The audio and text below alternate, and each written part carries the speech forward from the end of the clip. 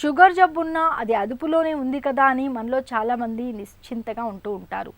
నిజానికి షుగర్ జబ్బు అదుపులో ఉన్నప్పటికీ ఏళ్లు గడుస్తున్న కొద్దీ అది మన ఒంట్లోని కీలకమైన అవయవాల్ని దెబ్బతీస్తూ పోతుంది. కిడ్నీలు, గుండె, కళ్ళు ఇలా ప్రతి అవయవము కాలం గడుస్తున్న కొద్దీ షుగర్ ధాటికి లోనవుతూ ఉంటుంది. ముఖ్యంగా షుగర్ మొదలై 10 ఏళ్లు దాటిన వారిలో కిడ్నీల పనితీరు బాగా మందగిస్తూ ఉంటుంది.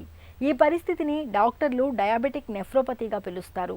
కిడ్నీలను దెబ్బతీసి ప్రాణాలను ప్రమాదంలోకి నెట్టే డయాబెటిక్ నెఫ్రోపతి గురించిన పూర్తి వివరాల్ని డాక్టర్ని అడిగి ఇప్పుడు తెలుసుకుందాం.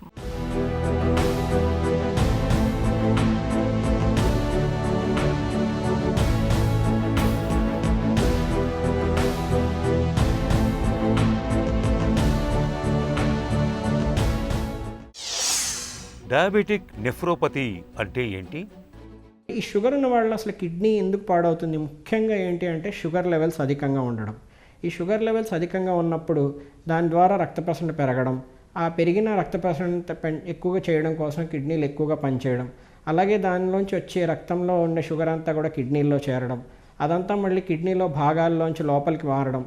సో దానివల్ల కిడ్నీ సైజ్ పెరగడం, పనితీరు పెరగడం, పనితీరుకు పెరిగినవి సరిగ్గా పని చేయకుండా ఉండి మెల్లిగా చనిపోవడం అనేది జరుగుతూ ఉంటుంది.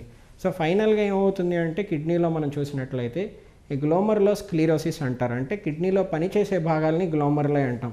మనం పుట్టినప్పటి నుంచి చనిపోయే వరకు మనకి కిడ్నీలో ఉండే 2 కిడ్నీల్లో కలిపి సుమారుగా 2 మిలియన్ నెఫ్రాన్స్ అంటారు. అంటే ఈ పనిచేసే భాగాల్ని నెఫ్రాన్స్ అంటాం.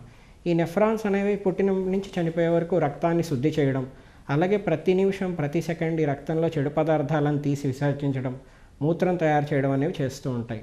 సాధారణంగా మనం చూసుకున్నట్లయితే ఎవరికి కూడా మూత్రంలో ప్రోటీన్స్ అనేవి 30 మిల్లీగ్రాముల కంటే రోజు ఎక్కువగా లీక్ అవ్వడం అనేది జరగదు. కొన్ని సందర్భాల్లో అంటే జ్వరం వచ్చినప్పుడు, లేదా ఎక్సర్సైజ్ బాగా చేసినప్పుడు, లేదా నాన్ వెజిటేరియన్ ఫుడ్ ఎక్కువ తీసుకున్నప్పుడు కొన్ని సందర్భాల్లో మాత్రమే ప్రోటీన్స్ అనేవి మూత్రంలో ఎక్కువ పోతాయి. కానీ అవి చాలా ఫిజియలాజికల్, అంటే చాలా కొంచెం సేపు మాత్రమే ఉండి వాటి వల్ల ఎలాంటి ఎఫెక్ట్స్ అనేవి జరగవు తర్వాత. కానీ షుగర్ ఉన్న వాళ్ళలో కంటిన్యూస్గా బ్లడ్ ప్రెషర్ అంటే రక్తంలో ఈ షుగర్ లెవెల్స్ పెరగడం, దానివల్ల రక్త ప్రసరణ పెరగడం, సో కంటిన్యూస్గా ఈ ప్రోటీన్యూరియా అనేది జరగడం, అంటే మూత్రంలో ప్రోటీన్స్ పోతూ ఉండడం వల్ల కింద కిడ్నీలో భాగాలన్నీ కూడా మెల్లిగా డ్యామేజ్ అయిపోవడం, అల్టిమేట్గా కిడ్నీలో గ్లోమర్లో ఫైబ్రోసిస్ లేదా గ్లోమర్లో స్క్లీరోసిస్ అనే పదిగా జరగడం వల్ల కిడ్నీల పనితీరు అనేది బాగా తగ్గిపోయి కిడ్నీలు ఫెయిల్ అవుతూ ఉంటాయి. సో ఈ షుగర్ వల్ల కిడ్నీ పాడవడాన్ని మనం డయాబెటిక్ కిడ్నీ డిసీజ్ అంటాం. డయాబెటిక్ నెఫ్రోపతికి కారణాలేంటి? షుగర్ ఉన్న వాళ్ళలో కిడ్నీ పాడవడానికి ఈ ప్రోటీన్యూరియా అనేది కాకుండా ఇంకా చాలా రకాల కారణాలు ఉంటాయి. అవేంటో మనం చూసినట్లయితే మొట్టమొదటి రికరెంట్ యూరినరీ ట్రాక్ట్ ఇన్ఫెక్షన్.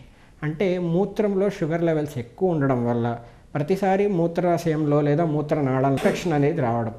ఈ ఇన్ఫెక్షన్ వల్ల కింద మూత్రం బయటికి పోయే దారి యురెథ్రైటిస్ అంటారు, ఆ యురెథ్రైటిస్ రావడం, లేదా పైన మూత్రం నిల్వ ఉండే ప్లేస్ సిస్టైటిస్ అంటాం, అక్కడైనా ఇన్ఫెక్షన్ రావడం. కొన్ని సందర్భాల్లో ఇన్ఫెక్షన్ పైకి పాగడం వల్ల పైలోనెఫ్రైటిస్ అంటే కిడ్నీలో చీమ్ పట్టడం, ఇలాంటివన్నీ జరుగుతూ ఉంటాయి. సో షుగర్ ఉన్నవాళ్ళు ఎంత షుగర్ని కంట్రోల్ చేసుకోవడంతో పాటు మూత్రంలో ఇన్ఫెక్షన్ రాకుండా చూసుకోవడం కూడా చాలా ముఖ్యమైనది.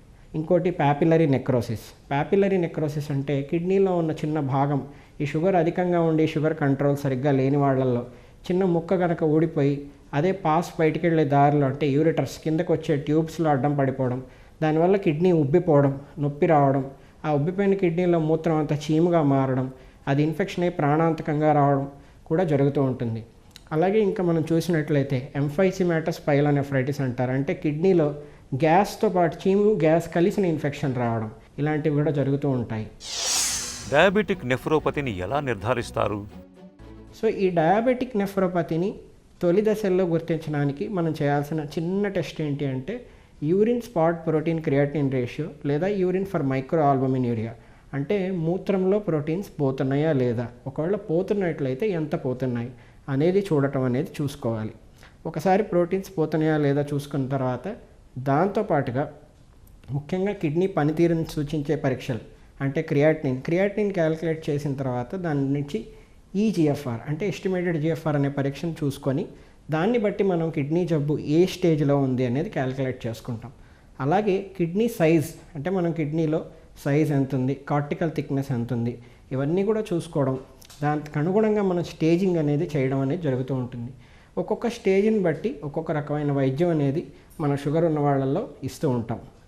సో ఈ షుగర్ ఉన్న వాళ్ళల్లో మరి ఎలాగా ముఖ్యంగా అసలు ఎలా గుర్తించాలి అంటే మూత్ర పరీక్ష, రక్త పరీక్ష, అలాగే పొట్టకి స్కానింగ్ అంటే అల్ట్రాసౌండ్ స్కానింగ్ కిడ్నీలో చూడడం, ఈ 3 ముఖ్యమైన పరీక్షలు. డయాబెటిక్ నెఫ్రోపతికి చికిత్స ఎలా ఉంటుంది? కానీ డయాబెటిక్ నెఫ్రోపతి చివరి స్టేజెస్లోకి వెళ్ళిపోయి ఒకవేళ పేషెంట్ డయాలసిస్ దాకా వస్తే అప్పుడు మనకి 3 ఆప్షన్స్ ఉంటాయండి. ఒకటి రక్తం డయాలసిస్ అంటే హీమోడయాలసిస్ అనేది చేస్తూ ఉంటాం.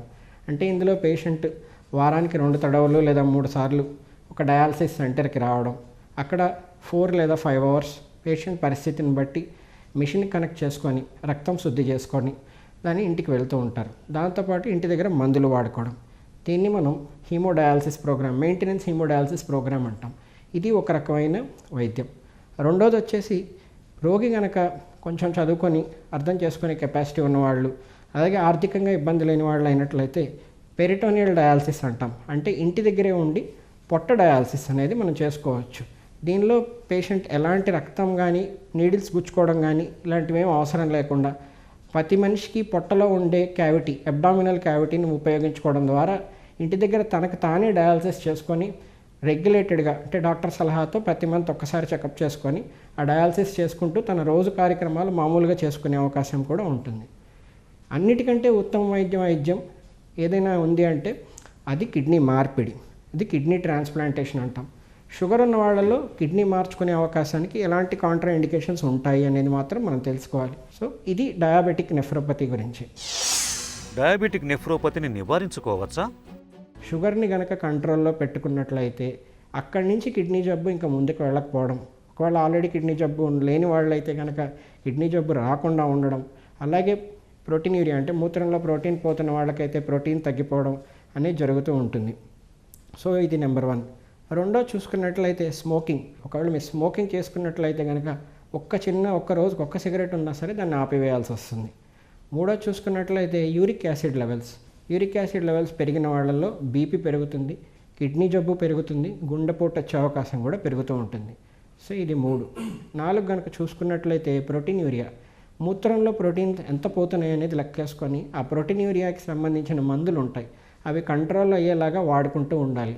5 వచ్చేసి అనవసరమైన మందులు వాడకుండా ఉండడం. ఇందులో ముఖ్యంగా ఏవి మందులు వాడకూడదు షుగర్ ఉన్న వాళ్ళు అంటే, ఒకటి pain killers, NSAID pain killers అంటారు, non steroidal anti inflammatory drugs, aceclofenac, diclofenac. ఈ NSAID పెయిన్ కిల్లర్స్ కనుక కంటిన్యూస్గా వాడినట్లయితే వాళ్ళ కిడ్నీలు చాలా తొందరగా పాడైపోయి డయాలసిస్ స్టేజ్కి వచ్చే అవకాశం ఉంటుంది. నెంబర్ 6 వచ్చేసి నాటు మందులు. చాలామంది కిడ్నీ జబ్బు ఉందనో లేదా షుగర్ ఉందనో తెలియక ఈ నాటు వైద్యం అనేది తీసుకుంటూ ఉంటారు.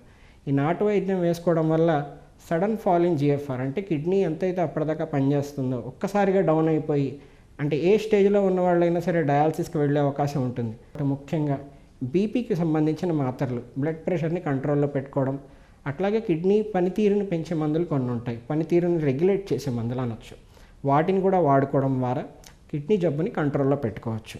షుగర్ దాడి నుంచి కిడ్నీలను కాపాడుకునేందుకు రక్తంలో గ్లూకోజ్ను స్థిరంగా అదుపులో ఉంచుకోవడం ఒక్కటే మార్గం. కనీసం 2-3 నెలలకు ఒకసారైనా కిడ్నీల ఆరోగ్యాన్ని పట్టి చెప్పే క్రియాటిన్ పరీక్షను చేయించుకుంటూ ఉండాలి.